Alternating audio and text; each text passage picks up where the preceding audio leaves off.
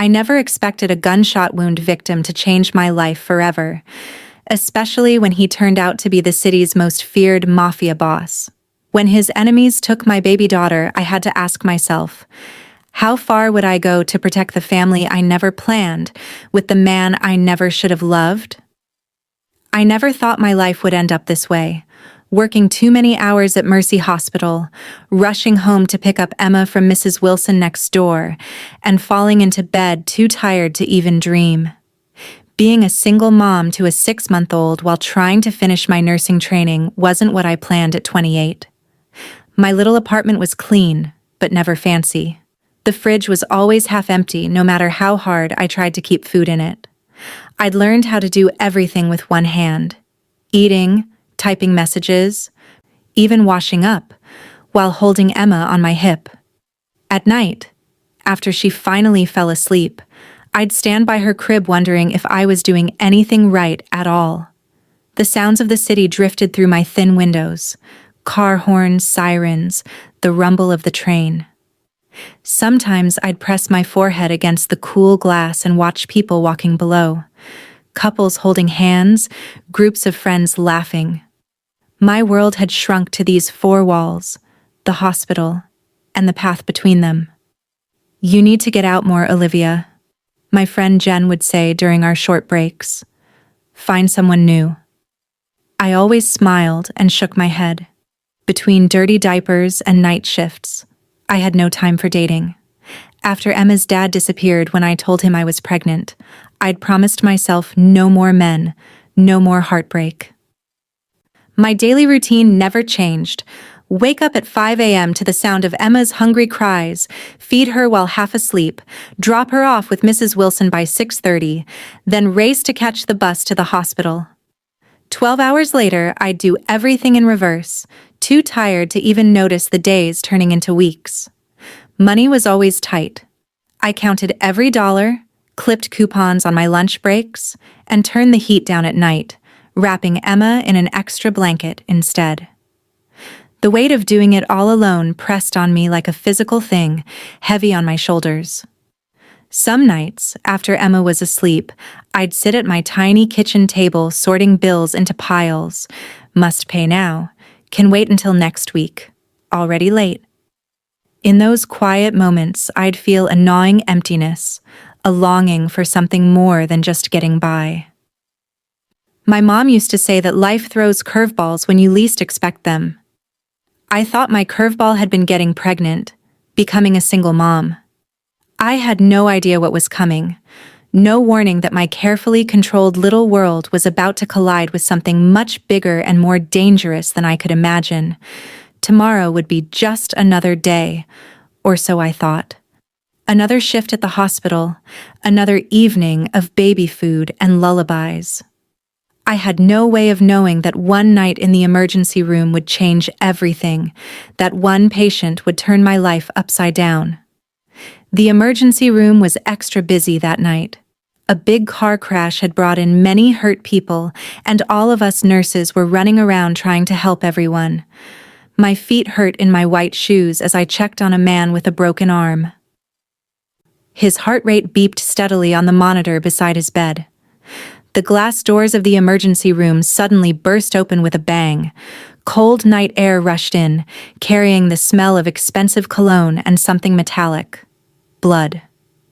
2 men in fancy black suits carried in a third man between them. His white shirt was soaked red across his stomach, and his face was pale but somehow still strong-looking. "Gunshot wound, upper right side," I called out, my training kicking in as I rushed toward them. The hurt man's eyes met mine as they laid him on a rolling bed. His eyes were dark brown, almost black, and surprisingly clear and sharp for someone losing so much blood. They seemed to look right through me, like he could see all my secrets. The 2 men with him stood tall and stiff, their hands never far from the inside of their jackets. Something about them made the hair on my arm stand up. "What's his name?" I asked, helping to move him. "Vittorio Russo," one of the men answered in a tight voice. My hands froze for just a second. Even I knew that name. Everyone in the city did. The Russo family controlled everything that happened in the shadows. Gambling, protection money, and worse things people whispered about. And I had just put my hands on the boss himself. Dr. Patel rushed over and we pushed the rolling bed toward the operating room. The bright lights overhead made the blood look even redder against his pale skin. His breathing was fast and shallow. "Blood pressure dropping," I said, checking the numbers on the monitor we'd hooked up. As the team prepared to put him to sleep for surgery, Vittorio's hand shot out and grabbed my wrist. His grip was surprisingly strong for a man who had lost so much blood. His fingers were warm and rough against my skin. "Your name," he demanded, his voice a rough whisper that somehow cut through all the noise around us. "Olivia," I answered without thinking, my nurse training making me respond. "Olivia," he repeated, like he was tasting the word. His eyes held mine for one more second before the medicine took him under and his hand fell away from my wrist. The surgery lasted 3 hours. I wasn't part of the operating team, but I kept checking for updates while caring for my other patients. When they finally brought him to a private room, I was assigned to check his vitals every 30 minutes. "Be careful with this one," Jenny, another nurse, whispered to me. "Those men haven't left the waiting room, and they look like they could break someone in half." I nodded, trying to look calm as I walked into his room. Vittorio was still asleep from the medicine, his chest rising and falling steadily. Without the pain and tension in his face, he looked almost ordinary. Just a man in his late 30s with dark hair and the beginnings of lines around his eyes. Only the expensive watch still on his wrist and the 2 men watching through the window gave away who he really was. My shift ended at 6 a.m. and Emma would be waking up soon. I hurried to the break room to grab my lunchbox from the fridge. I was so tired I didn't notice until I got home that I had taken the wrong bag. A clear plastic hospital bag with "Patient Belongings, Russo, V" written on it. Inside was a gold watch, a wallet thick with cash, and a phone that kept lighting up with messages. "Oh no," I whispered, sitting heavily on my couch. Emma was still asleep in her car seat beside me. I would have to bring these things back to the hospital right away, but I had already worked 12 hours straight. My eyes burned with tiredness, and Emma would need feeding and changing soon. "I'll return it tomorrow," I told myself. "He'll still be in the hospital recovering." That decision, that one small mix-up, would change everything. The next day, after dropping Emma with Mrs. Wilson again, I arrived at the hospital with Vittorio's belongings safely tucked in my bag. I planned to give them to the front desk and be done with it. But as I walked through the main doors, a tall man in a black suit stepped in front of me. "Ms. Olivia Chen?" he asked, his face serious. My heart jumped in my chest. "Yes?" "Mr. Russo would like to thank you personally for your care last night." He handed me a small card with an address written in fancy gold letters. "Tonight at 8 o'clock. "I can't," I said quickly, my mouth suddenly dry. "I have a baby. No babysitter." The man nodded, like he already knew this. "Mr. Russo said to bring her along." A nervous laugh escaped me before I could stop it. "I'm not bringing my daughter to meet a—" I stopped myself from saying mob boss right in the middle of the hospital lobby. "It's just dinner, Ms. Chen," the man said, his voice softer now. "To say thank you." I shook my head. "Please tell Mr. Russo I appreciate the offer, but I can't make it." The man simply nodded again and walked away, leaving the card in my hand. I should have thrown it away right then. Instead, I slipped it into my pocket, telling myself I was just being polite. That evening, Emma's regular babysitter called to cancel. Then the backup sitter. Then even Mrs. Wilson came down with a sudden cold. As if that wasn't enough, Emma started running a slight fever, fussing and crying whenever I put her down. By 7:30, I found myself standing outside an elegant restaurant downtown, baby carrier in one hand, Vittorio's belongings in my purse. I told myself I was just returning his things. Nothing more. I told myself I had no choice. But deep inside, I knew I could have mailed them or left them at the hospital front desk. Something else had brought me here. Curiosity, maybe. Or something I wasn't ready to admit, even to myself. The restaurant man in a fancy uniform led me to a private room in the back, and there he was, Vittorio Russo, sitting alone at a table set for two, his injured arm in a black sling against his dark suit. He stood when I entered, his eyes moving from me to Emma with an intensity that made me want to step back. "You didn't need to come," I said, quickly placing his belongings on the table. "I would have returned these tomorrow." "I wanted to thank you," he replied, his voice softer than I remembered from the hospital. "Please, sit." And against my better judgment, I did. I sat across from Vittorio in that fancy restaurant, feeling completely out of place. The chair was soft red velvet, and tiny lights hung from the ceiling like stars. My simple work pants and blue sweater felt shabby next to his perfect black suit. Emma fussed in her carrier, and I automatically reached to rock her. "May I?" Vittorio asked, nodding toward Emma. "No," I answered too quickly, then felt my cheeks get hot at how rude I sounded. To my surprise, he smiled. Not a fake smile, but a real one that made the corners of his eyes crinkle. "Protective. Good." His voice had a slight accent I hadn't noticed before. Something European, maybe. A waiter brought fancy bread and poured water into crystal glasses. I kept my hand close to Emma's carrier, ready to leave at any moment. "You don't need to be afraid," Vittorio said, watching me closely. "I'm not afraid," I lied, lifting my chin. "I'm careful. There's a difference." He nodded slowly. "A wise distinction. Tell me about yourself, Olivia." "There's not much to tell. I'm a nurse, as you know. Single mom." I shrugged, not wanting to share more. "And the father?" he asked. "Not in the picture." My voice came out harder than I meant it to. Vittorio seemed to understand I didn't want to talk about it. Instead, he asked about my work at the hospital, listening carefully to my answers. He didn't eat much, probably still in pain from his wound. I found myself wondering who had shot him and why, but I knew better than to ask. Emma started to cry in earnest, her little face turning red with effort. I stood up, ready to take her to the bathroom to change her. "There is a private room through there," Vittorio said, pointing to a door I hadn't noticed. "It has a changing table." I raised my eyebrows, surprised. "I made sure," he said simply. The private bathroom was bigger than my bedroom at home. The changing table was already stocked with diapers, wipes, and even a small stuffed bear. It was both thoughtful and unsettling how prepared he was. "What do you want from me?" I asked directly when I returned to the table, a freshly changed Emma quieter in my arms.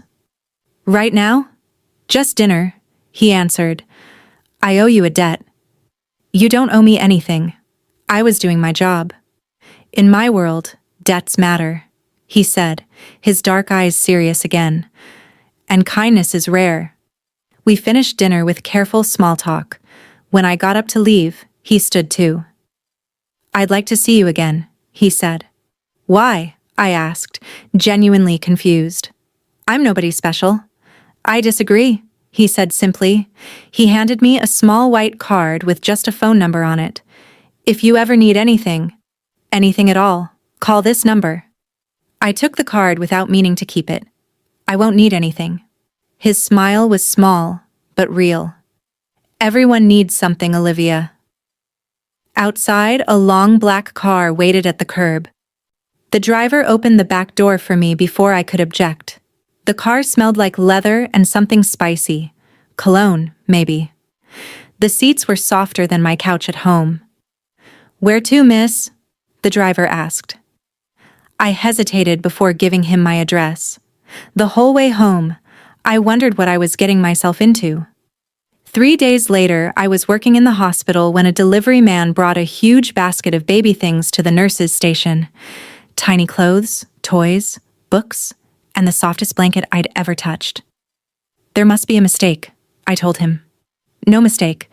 For Olivia Chen," he insisted, showing me the card. "For Emma. V." Jenny's eyes went wide. "V as in Vittorio Russo, the man from the ER? Olivia, what's going on?" "Nothing," I said quickly, pushing the basket under the desk. "He's just grateful for the care he received. That's all." But it wasn't all. The next week, Vittorio came to the hospital for his checkup. He asked for me specifically to change his bandage. "How is Emma?" he asked as I carefully cleaned around his stitches. The wound was healing well, a neat line about 3 inches long on his side. "She's good," I said, keeping my eyes on my work. "Thank you for the gifts, but we can't accept them." "Why not?" "Because I don't know what they mean." I finally looked up at him. "What do you want from me?" "I told you. I owe you." "And I told you you don't." We stared at each other for a long moment. His eyes were so dark they were almost black, with tiny gold flecks I hadn't noticed before. "Have dinner with me again," he said. It wasn't quite a question. I should have said no. I knew that. But something about him made me curious, despite all the warning bells going off in my head. "Just dinner," I agreed. "And I'm bringing Emma again." He smiled. "I would be disappointed if you didn't." Over the next few weeks, I found myself slowly being pulled into Vittorio's world. It started small. Dinner once a week, always at private rooms in fancy restaurants. Then a doctor's appointment when his wound got infected. Each time, he was unfailingly polite, interested in my day, my work, my struggles. "You look tired," he said one evening, reaching across the table like he might touch my face, then stopping himself. "Emma's teething," I explained. "Neither of us has slept much." The next day, a special teething gel that wasn't even sold in regular stores appeared at my door. It worked better than anything I'd tried before. I didn't want to need his help. I'd been on my own for so long, handling everything myself. But it was getting harder to say no when his help made such a difference. The baby things, the teething gel, the grocery delivery that accidentally came to my apartment when I was too busy to shop. One night, my car wouldn't start after my shift. It was raining, and the bus had already stopped running. Without thinking, I called the number on Vittorio's card. A car arrived within 10 minutes. The driver didn't speak except to confirm my address. When we arrived at my apartment, I was surprised to see Vittorio himself waiting under the building's small awning, holding a black umbrella. "You didn't have to come yourself," I said as he walked me to the door, sheltering me from the rain. "I wanted to make sure you got home safely," he replied. He insisted on coming upstairs to check on Emma. Mrs. Wilson looked terrified when she opened my apartment door and saw him standing behind me, his tall figure filling the doorway. "It's okay," I assured her. "This is a friend." Vittorio moved around my tiny apartment carefully, like he was afraid of breaking something. It was strange seeing him there, his expensive suit out of place among my shabby furniture and baby toys scattered on the floor. Emma was asleep in her crib. To my surprise, Vittorio approached quietly and looked down at her sleeping face. "She looks like you," he said softly. "Everyone says that," I replied, standing beside him. For a moment, we were just two people watching a baby sleep. Not a nurse and a mob boss, not two people from completely different worlds, just Olivia and Vittorio, sharing a quiet moment. But reality crashed back when his phone buzzed. His face changed as he read the message, becoming hard and cold. The face I imagined people saw right before they were very sorry they had crossed him. "I have to go," he said, already moving toward the door. I nodded, suddenly reminded of who he really was. At the door, he paused. Be careful who you trust, Olivia. Is that why you came yourself tonight? You don't trust your own men with me? His expression softened slightly. I trust very few people. It's how I've stayed alive this long.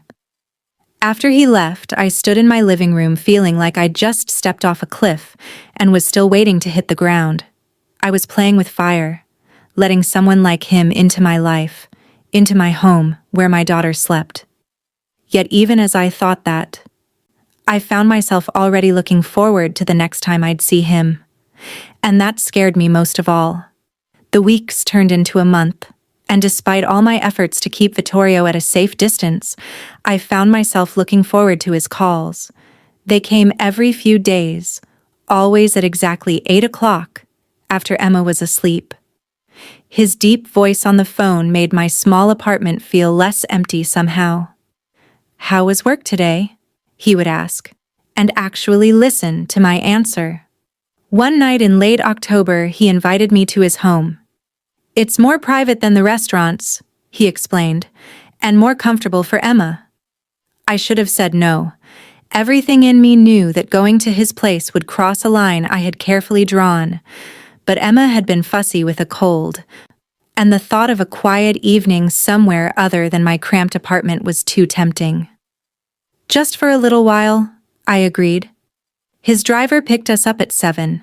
The car had a baby seat already installed, not just any seat, but the exact expensive model I had looked at online but couldn't afford. I didn't ask how he knew. We drove out of my neighborhood, past the shopping areas, and into the part of the city where the buildings got taller and shinier. The car stopped in front of one made of dark glass that seemed to touch the sky. The doorman tipped his hat to us as we entered a private elevator that needed a special key. "You live here?" I asked, bouncing Emma gently on my hip.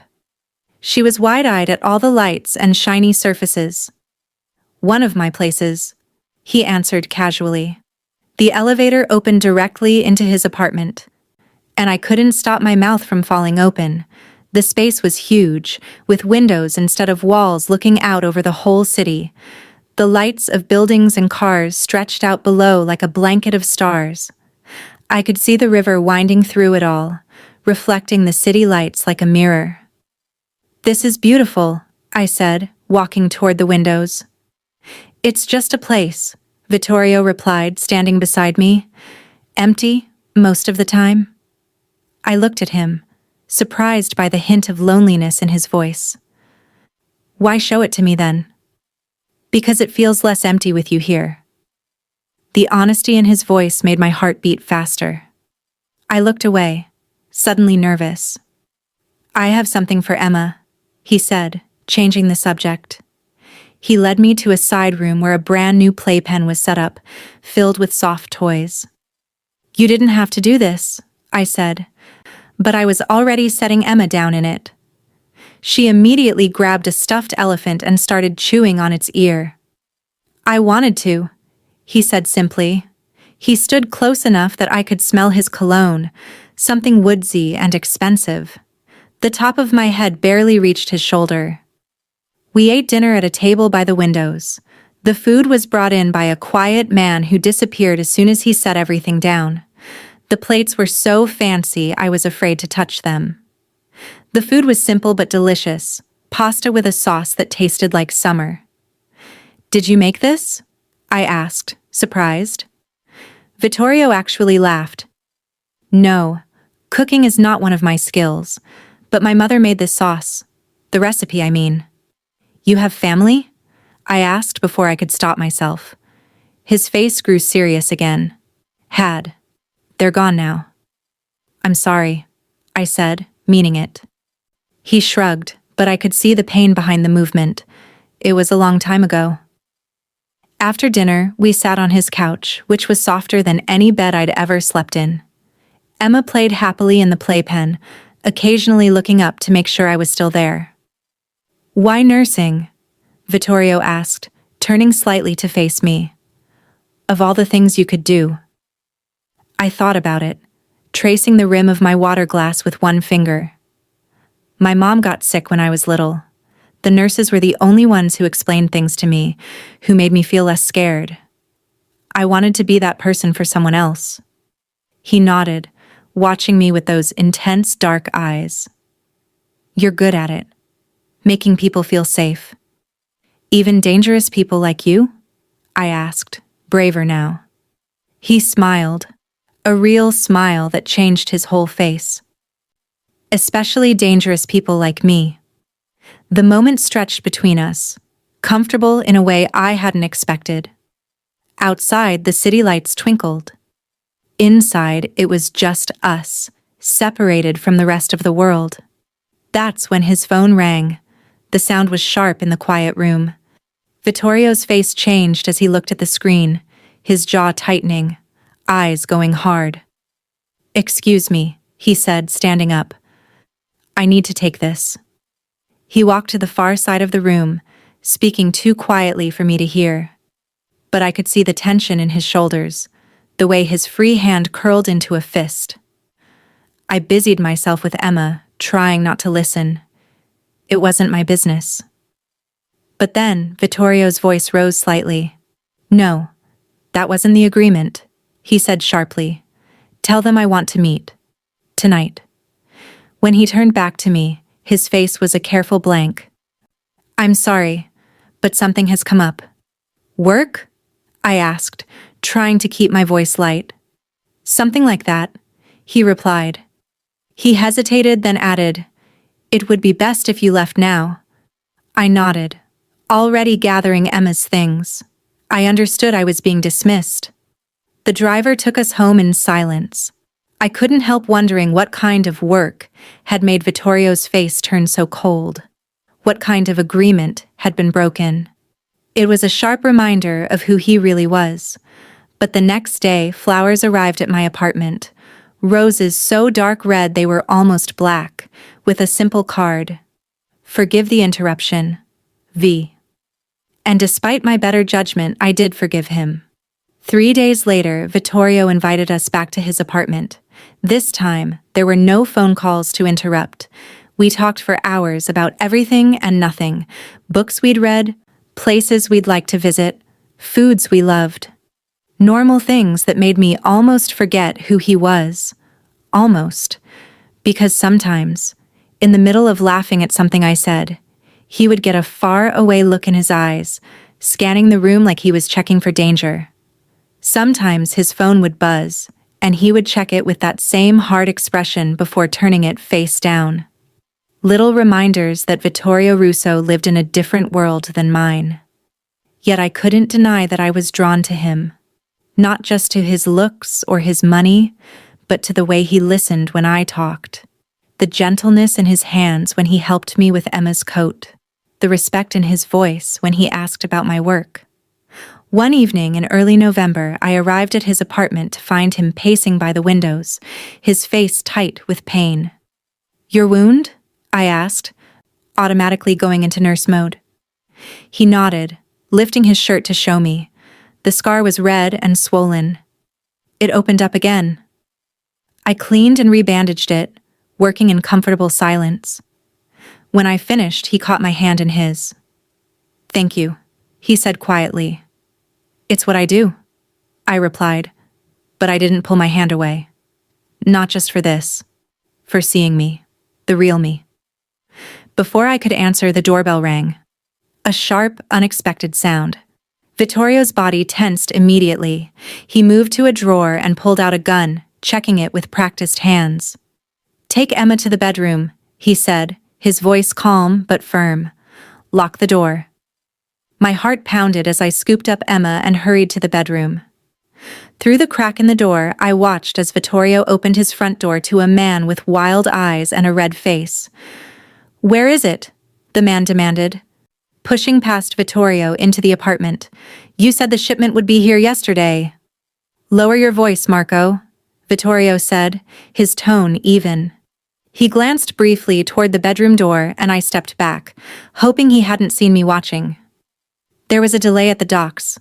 Customs issues." "I've got people waiting," Marco said, his voice still too loud. "Important people who don't like to be kept waiting." "I'm aware," Vittorio replied. The situation is being handled. You'll have your delivery tomorrow. And the price? Remains the same, Vittorio said firmly. Despite the delay. The man, Marco, didn't look happy, but he nodded.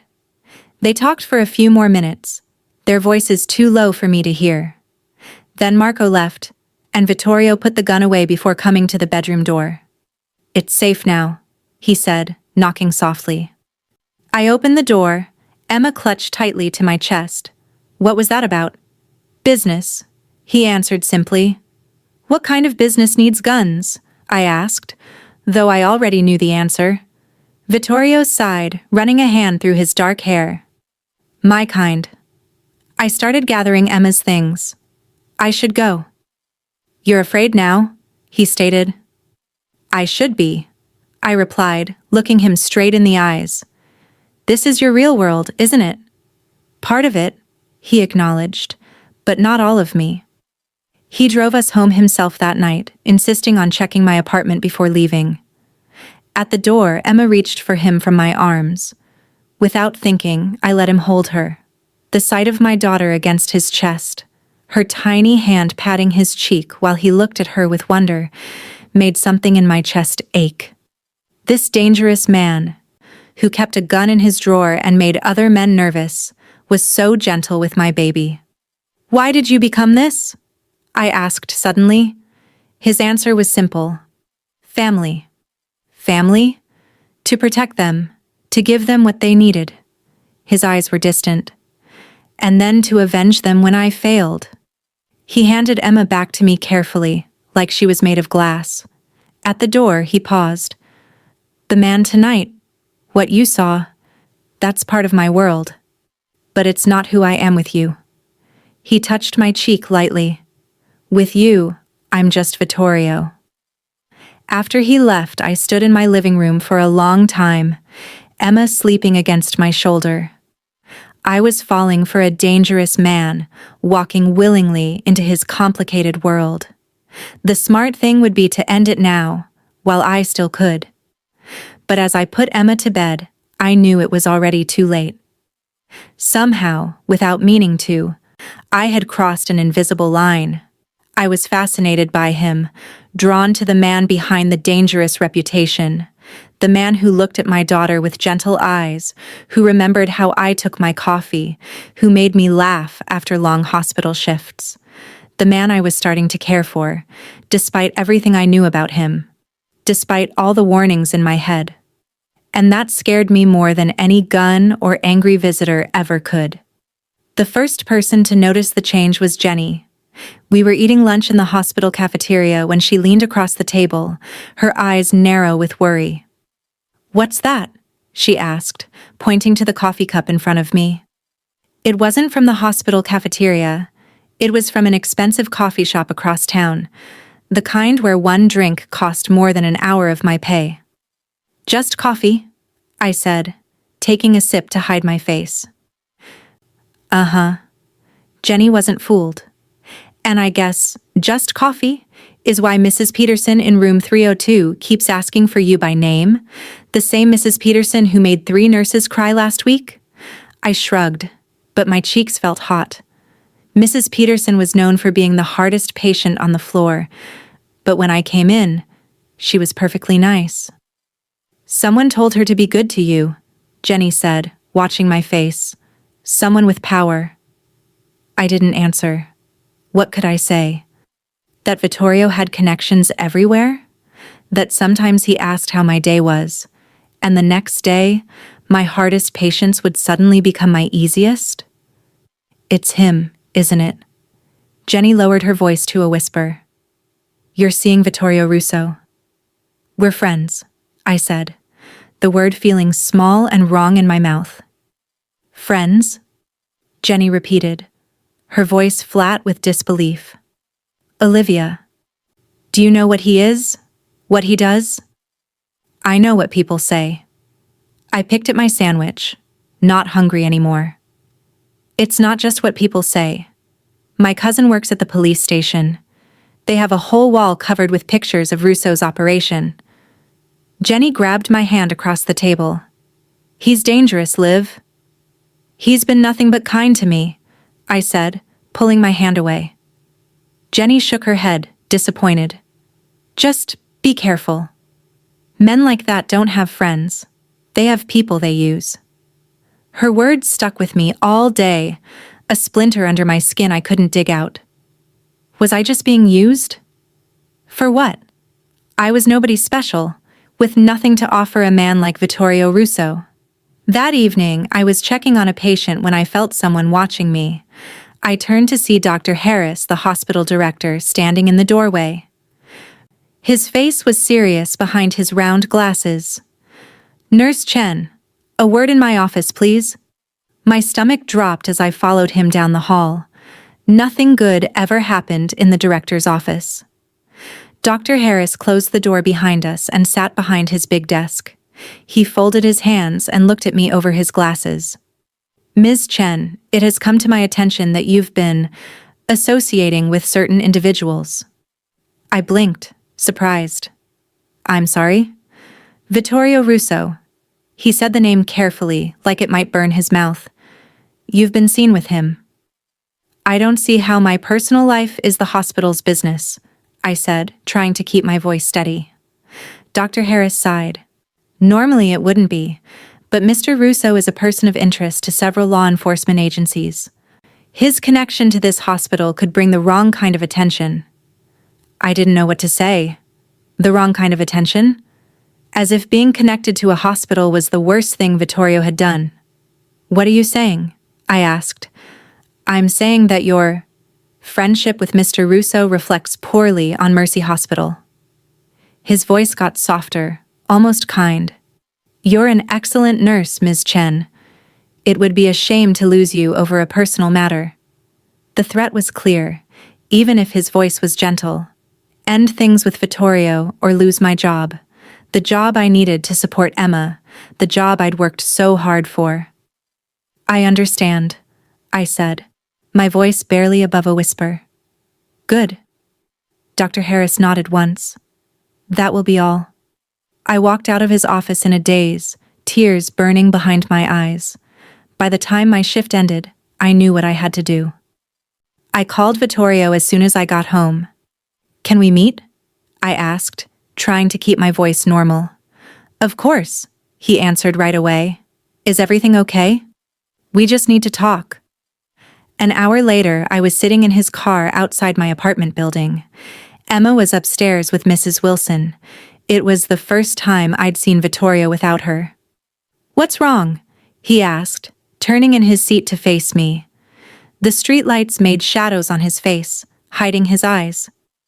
"I can't see you anymore," I said, the words rushing out before I could lose my nerve.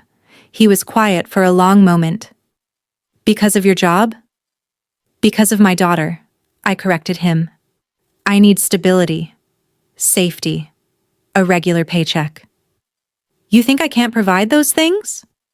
His voice was calm, but I could hear the hurt underneath. "I think your world doesn't allow for them," I answered honestly. Vittorio looked out the windshield, his profile strong against the darkness. "I see." "I'm sorry," I whispered, reaching for the door handle. I can't risk it." "If that's what you want." He didn't try to stop me, didn't argue or make promises. He just nodded once, his face carefully blank. The emptiness I felt walking away from him scared me more than any danger his world might hold. But I had made my choice. Emma came first, always. For a week, there were no calls, no flowers, no fancy coffee waiting at the nurse's station. I told myself it was for the best, that I'd dodged a bullet, maybe literally. I threw myself into work and motherhood, taking extra shifts when I could, spending every free minute with Emma. But at night, when Emma was asleep and the apartment was quiet, I missed him. Missed his voice, his smile, the way he looked at me like I was something precious. Then came the whispers. First from Jenny, then from other nurses. Patients who used to ask for me by name now looked at me with suspicion. A doctor who always valued my input suddenly questioned every suggestion I made. "What's going on?" I asked Jenny after a particularly hard shift. She looked around before leaning close. "Word is, you dumped Russo, and now you're not under his protection anymore." "His protection? I never needed—" "Everyone needs protection in this city," Jenny cut me off, "especially from him." That night, I came home to find my apartment door slightly open. My heart stopped. "Emma, Mrs. Wilson." I fumbled for my phone, calling 911 with shaking fingers as I pushed the door open. Mrs. Wilson was tied to a kitchen chair, a gag in her mouth. Her eyes were wide with fear above the cloth. I rushed to untie her. "They took her," she sobbed as soon as I removed the gag. "Two men. They took Emma." The world tilted sideways. I couldn't breathe, couldn't think. Emma, my baby. "Did they say anything?" I asked, my voice strange in my ears. Mrs. Wilson nodded, tears streaming down her wrinkled face. "They said to tell Russo's girl that the boss wants his property back." The police arrived minutes later, filling my small apartment with questions and radios and grim faces. They asked about Vittorio, about my relationship with him, about his enemies. I answered everything, pride forgotten in my desperation. "We'll do everything we can," the detective promised. But I saw the doubt in his eyes. We both knew that by the time the police found Emma, if they found her, it might be too late. When they finally left, promising to post an officer outside, I sank onto my couch. The apartment felt wrong without Emma's toys scattered around, without her baby smell and soft noises. I had never felt so alone. With trembling fingers, I pulled out my phone and the card I'd kept, despite everything. I stared at the number, thinking about what calling it would mean. Going back to a world I'd tried to leave, admitting I needed him, putting my fate, and Emma's, in his hands. But what choice did I have? This was my fault. I had brought Vittorio into our lives, and now Emma was paying the price. The police wouldn't find her in time. They couldn't move in the shadows the way he could. I dialed the number.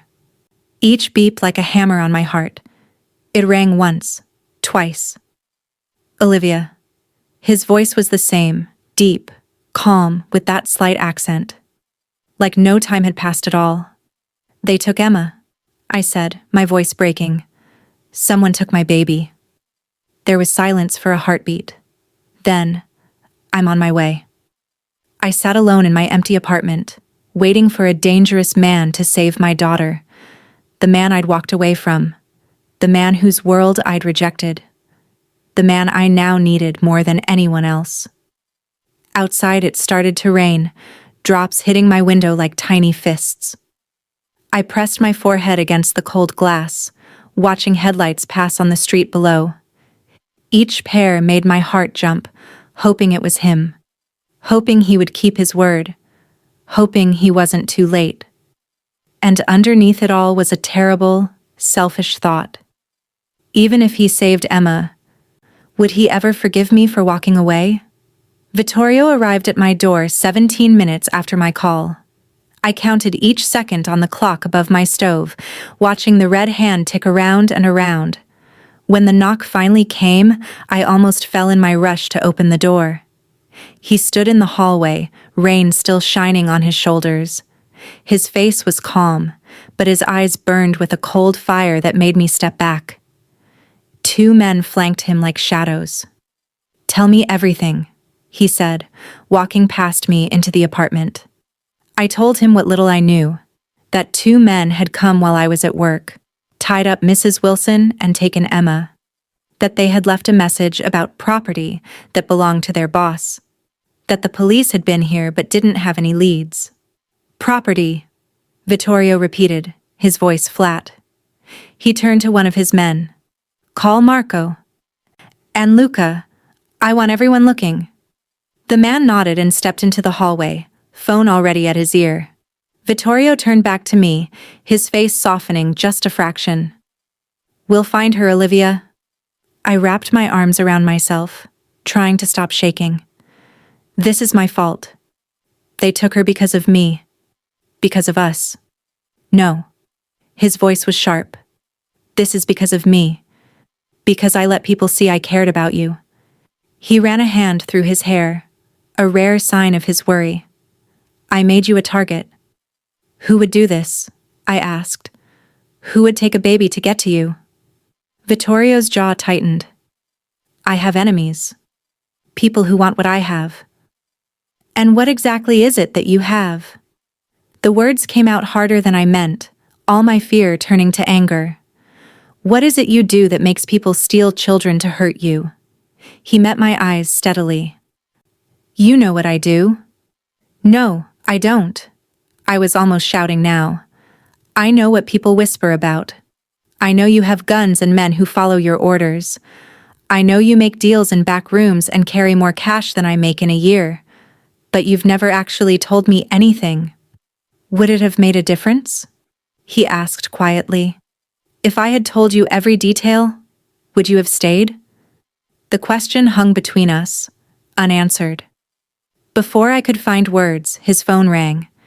His face changed as he listened, becoming the hard mask I'd seen glimpses of before. I'll be there in 20 minutes, he said, then hung up. He looked at me. They found something. I have to go. I'm coming with you, I said, already reaching for my coat. No. His voice left no room for argument. It's too dangerous. She's my daughter. I grabbed his arm, not caring how dangerous it might be to touch him when he looked like this. I'm not sitting here waiting. We stared at each other, neither willing to back down. Finally, he nodded. Stay behind me at all times. Do exactly as I say. If I tell you to run, you run. The black car waited outside, engine running. The rain had stopped, but the streets still shone wet under the streetlights. We drove in silence, Vittorio's hand resting on his phone like he was waiting for it to bring more news. My own hands twisted in my lap, unable to be still. We pulled up outside a warehouse near the docks. The smell of fish and salt water filled the cold night air. Vittorio turned to me before we got out of the car. Remember what I said? Stay behind me, don't speak, and if things go badly, get back to the car. I nodded, too afraid to argue now. This wasn't a fancy restaurant or a shiny apartment. This was his real world, dark and dangerous, and I was about to step into it. Inside, the warehouse was dimly lit and smelled of dust and old smoke. Men stood around, some in suits like Vittorio's, others in leather jackets and jeans. All of them went quiet when we entered, their eyes flicking from Vittorio to me and back again. One man approached us, tall with a scar that pulled down one corner of his mouth. Boss, he said with a nod. Then his eyes moved to me. Is this her? Yes, Vittorio answered. What did you find, Sal? Sal led us to a small office at the back of the warehouse. On a dirty desk sat a small pink sock. Just Emma's size. My heart stopped at the sight of it. Where did you find this? Vittorio asked, his voice dangerously calm. One of our guys saw two men leaving it at Rosselli's place, Sal said. They were talking about a package they delivered. Rosselli. Vittorio's voice made the name sound like a curse. He looked at me. Carlo Rosselli. He runs the East Side operation. We've had disagreements. Does he have my baby? I asked, my voice shaking. We're going to find out. Vittorio turned to Sal. Get everyone ready. We move in 1 hour. Sal nodded and left. Vittorio picked up Emma's sock, so small in his large hand, and gave it to me. She's going to be okay, he said softly. I clutched the sock, Emma's smell still faintly on it. You can't know that. I can, because I won't stop until she is. For the next hour, I watched Vittorio transform completely. Gone was the gentle man who held my daughter and asked about my day. This Vittorio moved with deadly purpose, giving orders in a voice that brooked no argument. Men came and went, bringing maps and guns and information. No one questioned why I was there or why finding one baby mattered so much to their boss. I sat in a corner, Emma's sock still in my hand, feeling like I was watching a play about someone else's life. How had I ended up here? Sitting in a warehouse full of dangerous men, waiting for a mob boss to rescue my daughter? When it was time to go, Vittorio came to me. "You need to stay here with Sal. We'll bring Emma back to you." "No." I stood up, looking him straight in the eyes. "I'm coming. She'll be scared. She needs me. It's too risky. She's my daughter. I should have protected her." I felt tears burning in my eyes. "Please, let me come." Something in his face softened. "You'll stay in the car until we secure the location. That's non-negotiable." I nodded, ready to agree to anything that kept me close to Emma. The drive to Roselli's place was tense and silent. 3 other cars followed us, full of Vittorio's men. I stared out the window at the city passing by, streetlights making strange patterns on my face. I barely recognized myself in the reflection, this woman with hard eyes and a set jaw, sitting next to a mob boss on the way to a confrontation that might end in violence. What had I become? "Why are you doing this?" I asked suddenly, breaking the heavy silence. "Why go to war for a baby you barely know?" Vittorio kept his eyes on the road. "You know why." I did know. I'd seen it in the way he looked at me, the way he touched Emma's cheek with such care, but I needed to hear him say it. "Tell me," I whispered. He glanced at me, his dark eyes unreadable in the dim car. "Because you matter to me, both of you, more than I expected, more than is safe." "Is that why you let me walk away? Because it wasn't safe?" His hands tightened on the steering wheel. "I let you walk away because it was your choice. I don't keep people who want to leave." I didn't want to leave, I admitted, the truth finally breaking free. "I was scared. Of your world. Of how much I was starting to feel for you." Before he could answer, the car stopped. We had arrived. "Stay here," Vittorio said, suddenly all business again. "Lock the doors. I'll come for you when it's safe." He got out, spoke briefly to his men, and then they all moved toward a large house set back from the street. I watched them disappear into the darkness, my heart pounding so hard I could feel it in my throat. Minutes ticked by.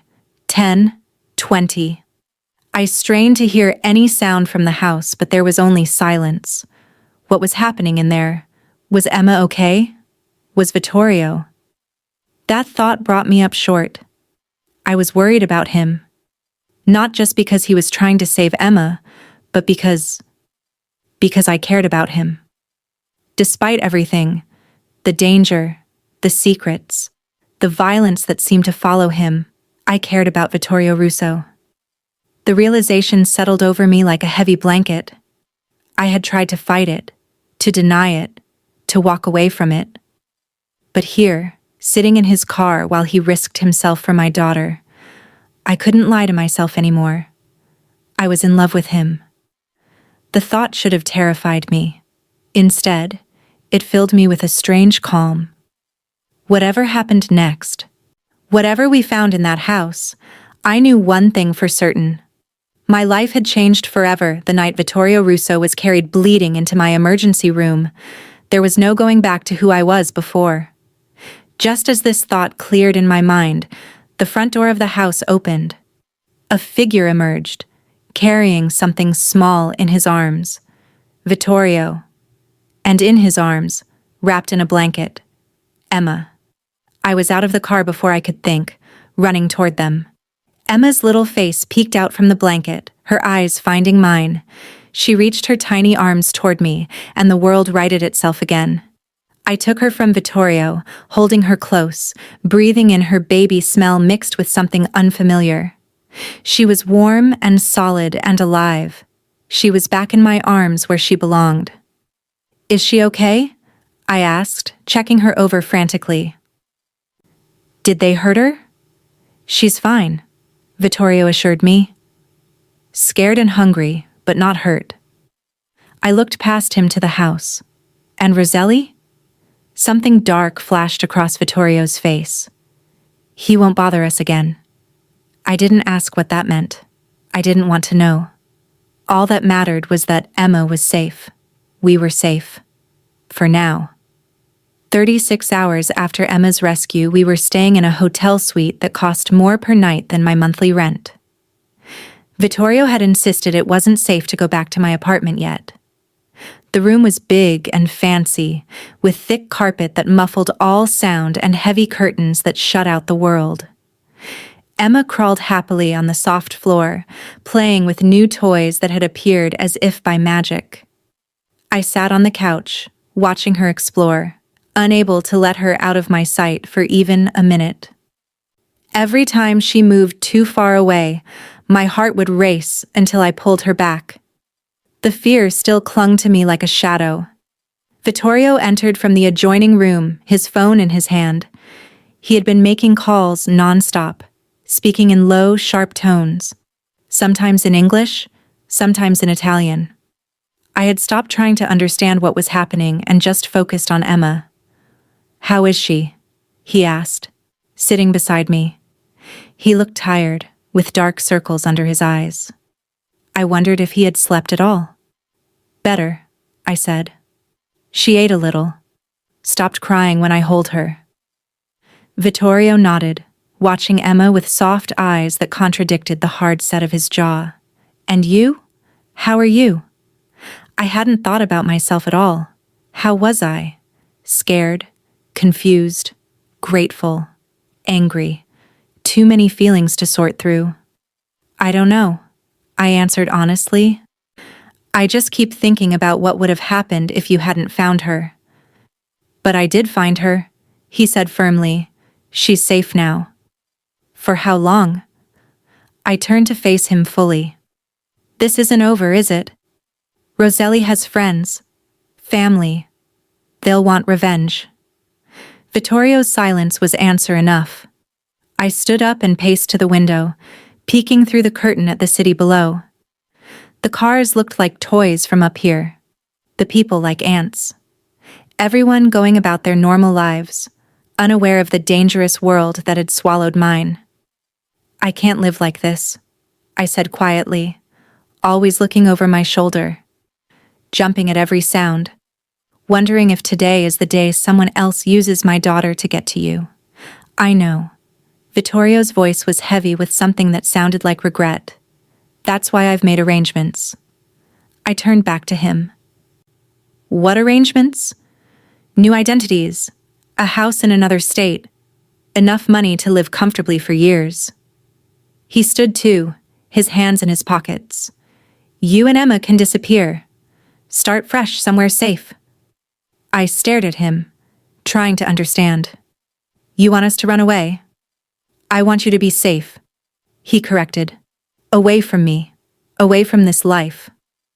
"And you?" My voice caught on the question. "Would you come with us?" Vittorio shook his head slowly. "I can't leave. Not yet. There are things I need to finish here." "Things more important than us?" The words slipped out before I could stop them. His face softened. "Nothing is more important than you. That's why I'm doing this. As long as you're connected to me, you'll be in danger." I turned back to the window, not wanting him to see the tears in my eyes.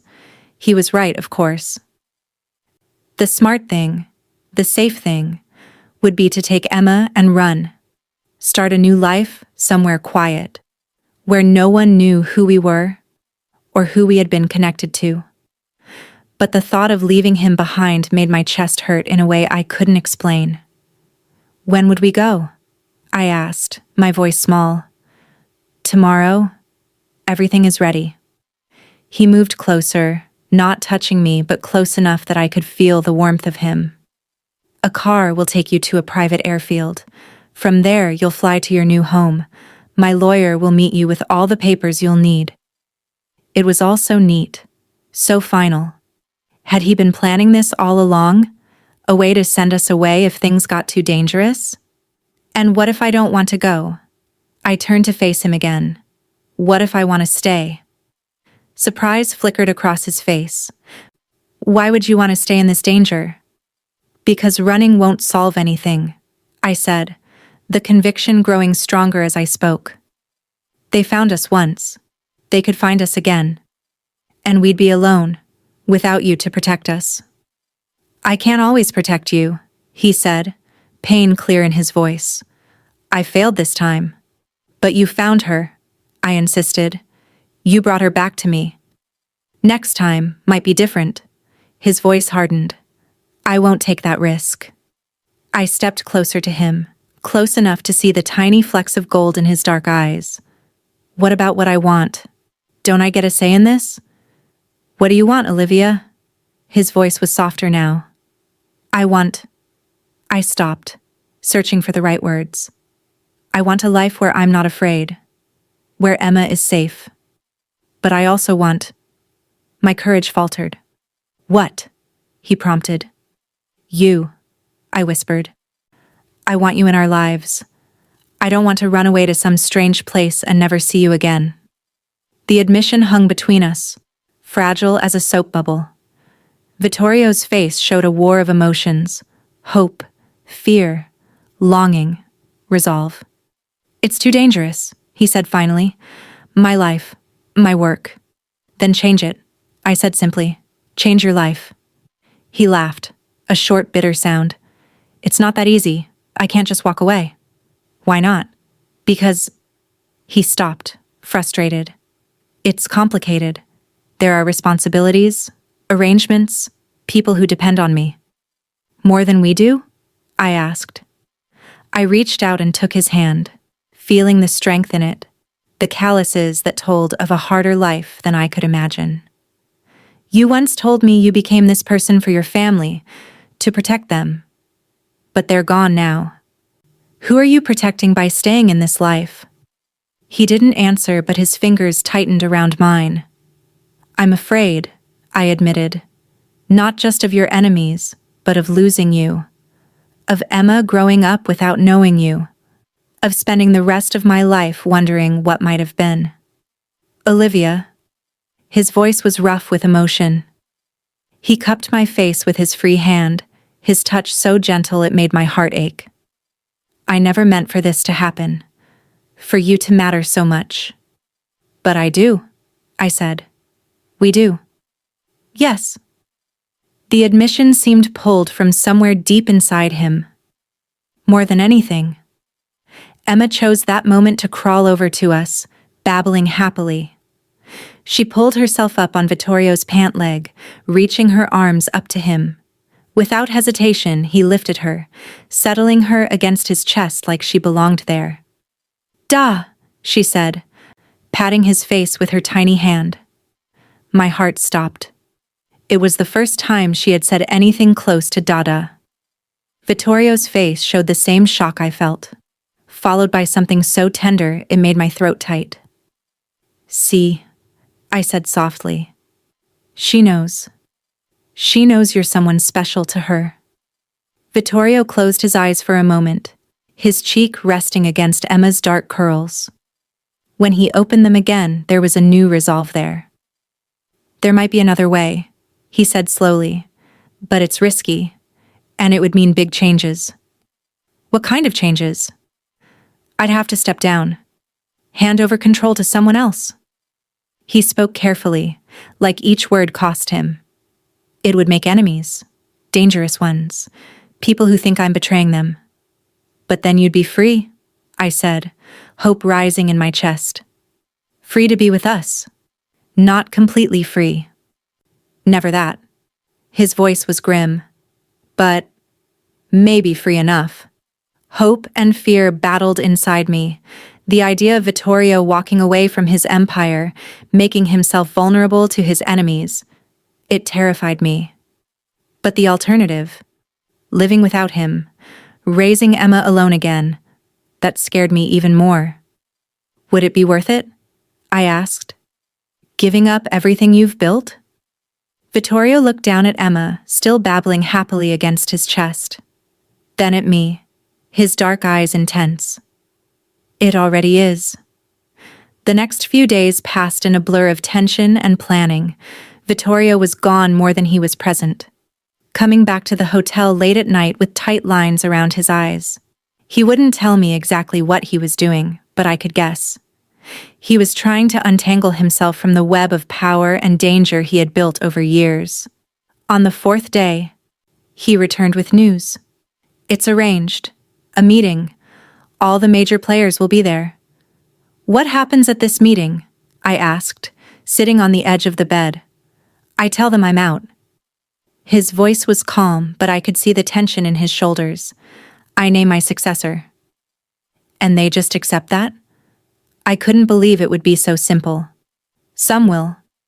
He sat beside me, taking my hand. Others won't.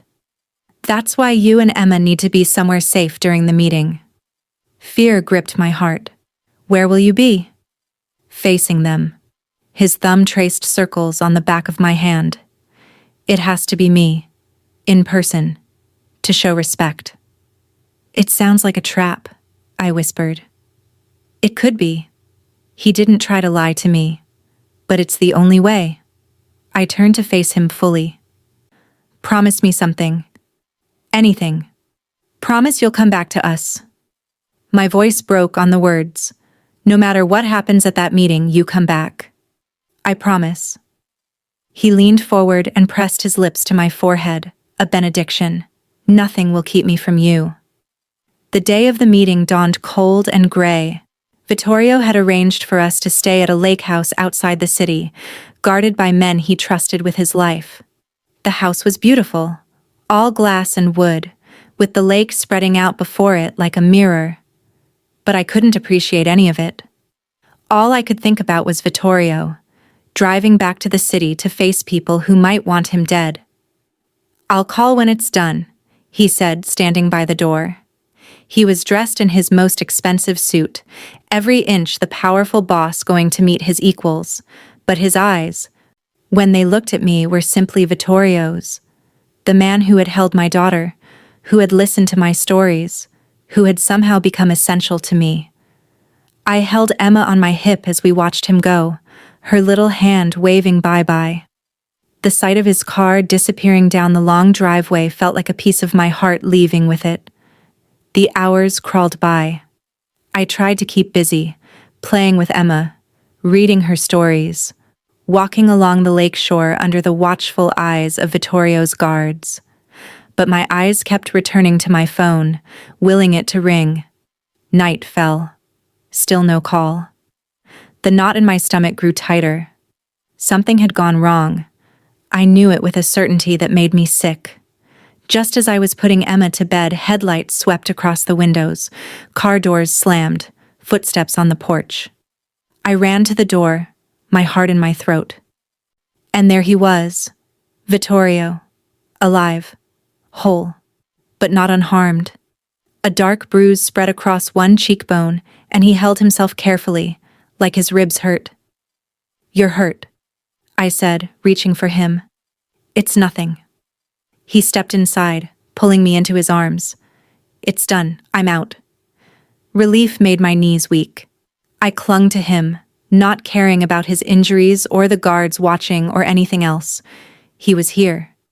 He had kept his promise. What happens now? I asked when I could speak again.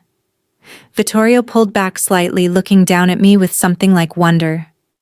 Now we figure out what normal people do with their lives. Together? I needed to hear him say it.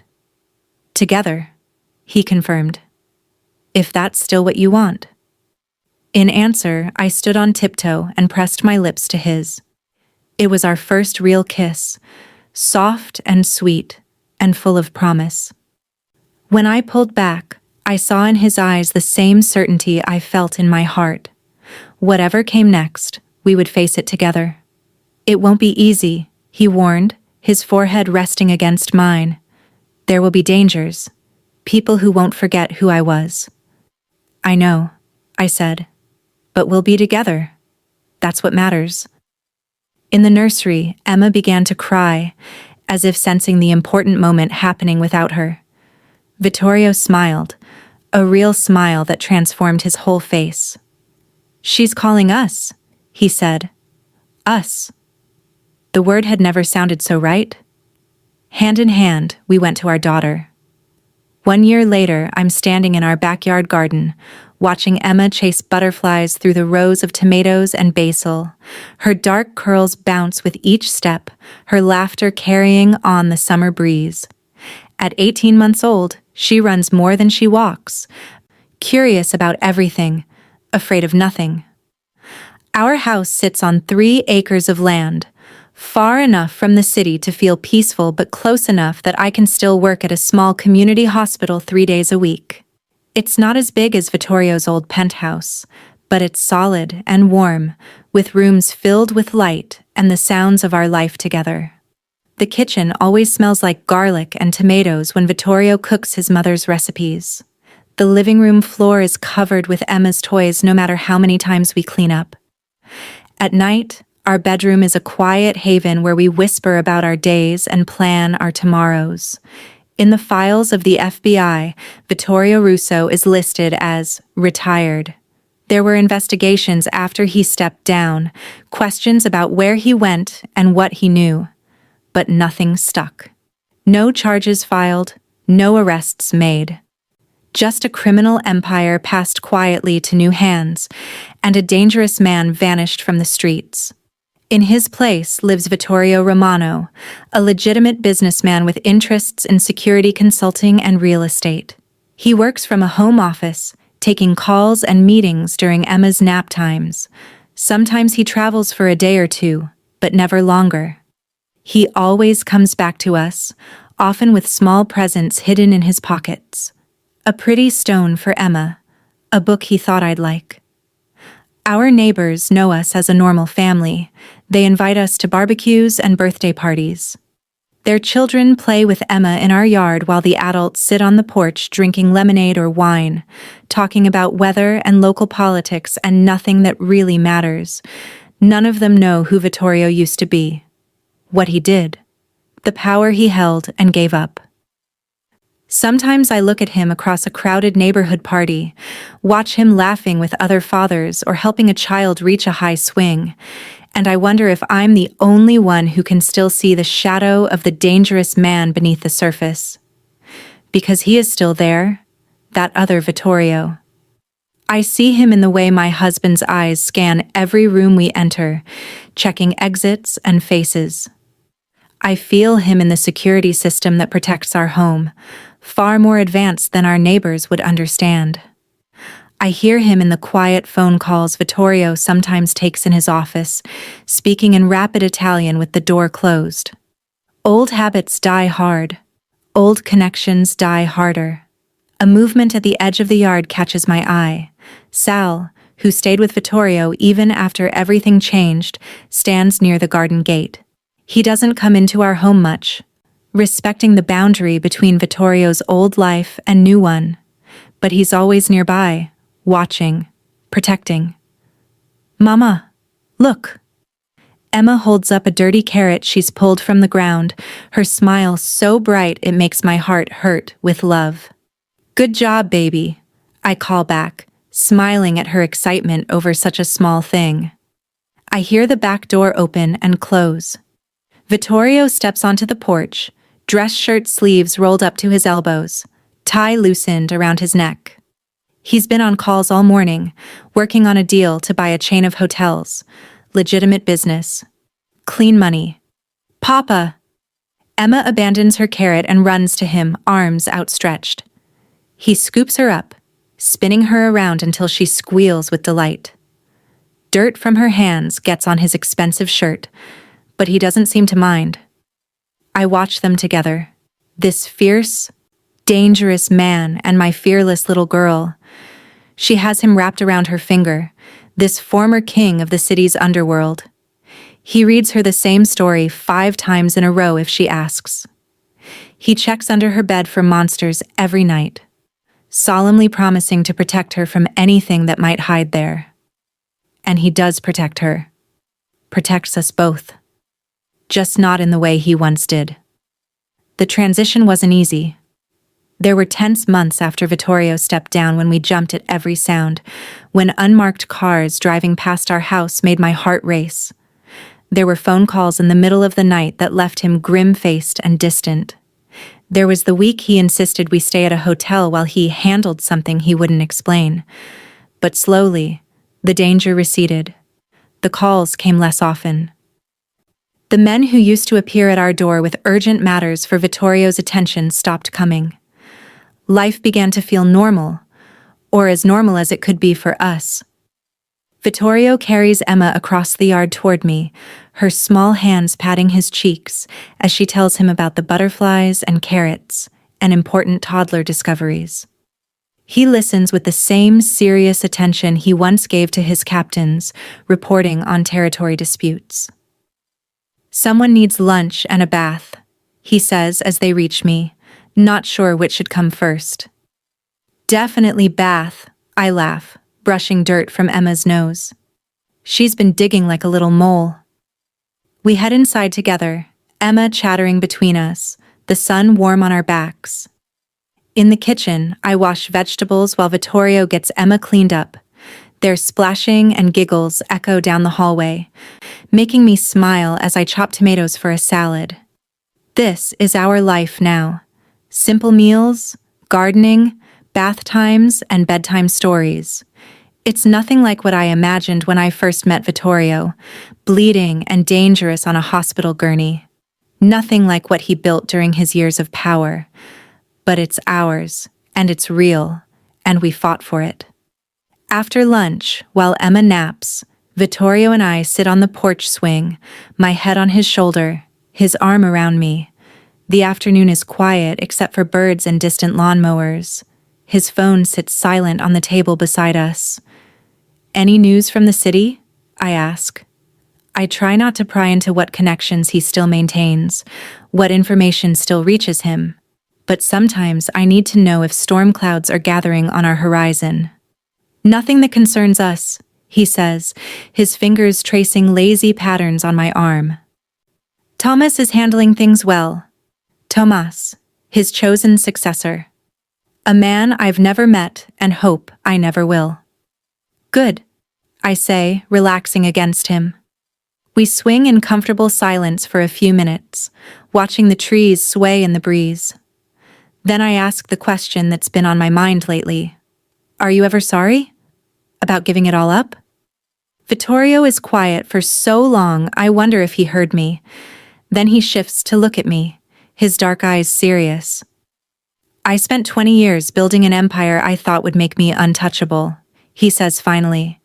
"Then you touched me, and none of it mattered anymore." His words warm me from the inside out. I lean up to kiss him, still amazed sometimes that this is my life, this is my love, that of all the paths I might have walked, I ended up here. "We should get a dog," Vittorio says suddenly when we pull apart. "Every kid should have a dog." I laugh at the randomness. "Where did that come from?" He shrugs, smiling. "Just thinking about normal family things. Things I never had." "A dog would be nice," I agree. "Emma would love it." As if hearing her name, a sleepy cry comes through the baby monitor. Nap time over already. Vittorio stands, helping me up from the swing. "I'll get her," he says. "You rest." I watch him go.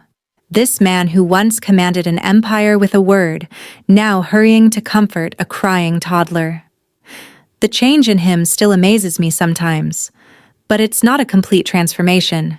Sometimes I still catch glimpses of the old Vittorio, when a car backfires and his body tenses for action, when strange men approach us in public and his eyes go cold and watchful, when he gets phone calls that make him pace the floor late into the night. We both know the past can't be erased completely. There are still people who remember who he was, who might one day come looking. The danger never fully disappears. It just recedes like a tide, sometimes closer, sometimes farther away. But we've built something stronger than fear, a family forged in fire, tempered by choice. Every night I watch him read Emma bedtime stories, his deep voice gentle as he teaches her about a world of possibilities neither of us had imagined for ourselves. Every morning I wake up to his arm around me, keeping me safe even in sleep. We live with one eye on the horizon, watching for storms, but our feet are planted firmly in the present, in this life we've chosen together. Was it worth it? I asked him once, as we watched Emma playing in our backyard, safe and happy and loved. He pulled me closer, his lips brushing my temple. Every day, he whispered, every single day. And I knew, no matter what dangers might still find us, no matter what sacrifices still lay ahead, he spoke the truth. What we had found in each other was worth any price we might have to pay. What began as a chance encounter in an emergency room had become the most certain thing in both our lives. The dangerous man and the single mom. An unlikely love story that saved us both.